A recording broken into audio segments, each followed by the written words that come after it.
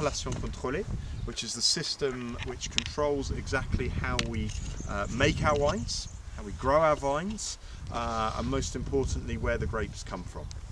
Okay.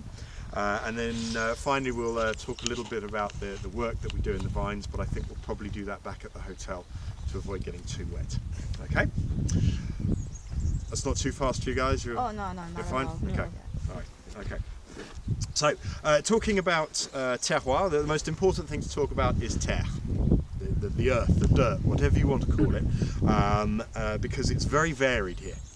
We have some 400 different types of soil and limestone here in Burgundy, and that limestone is the most important thing.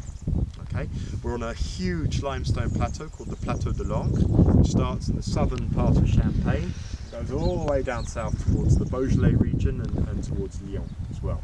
And without that limestone, we wouldn't be growing the same grape varieties. You have a wine business in Thailand, you know that certain varieties of grapes will do better there than others. It's the same here. Okay, we couldn't suddenly plant Shiraz or Merlot here simply because the conditions are not right for it. So we stick to our Chardonnays, etc. So you can loosely categorise the limestone with colours. It's a very loose categorisation, I promise you. All limestone is a mixture of old shells, microfossils, and bits of silica, sand. Okay, it's been compressed together by the sea, and believe it or not, millions of years ago this was all underwater.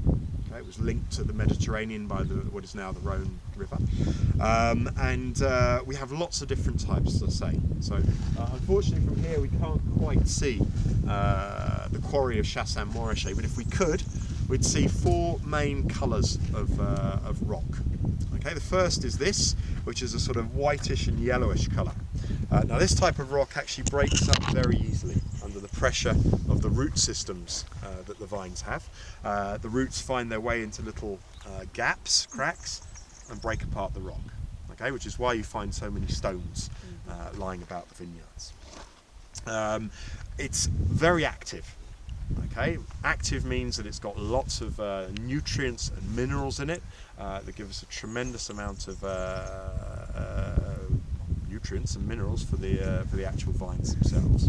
Okay, we have a red-coloured limestone, which is iron oxide, which is rust basically, and we find that in certain villages like Gervais-Chambertin, like Pommard, a little bit in the Grand Cru, which is called Montrachet, just up the hillside there, and that tends to give a much more masculine, powerful side to the wines that we find there. There's a type that we don't find here at all, and that's Kimmeridgian limestone. It's a white limestone, very, very young. And when I talk about old and young limestone, I'm talking about the Jurassic period.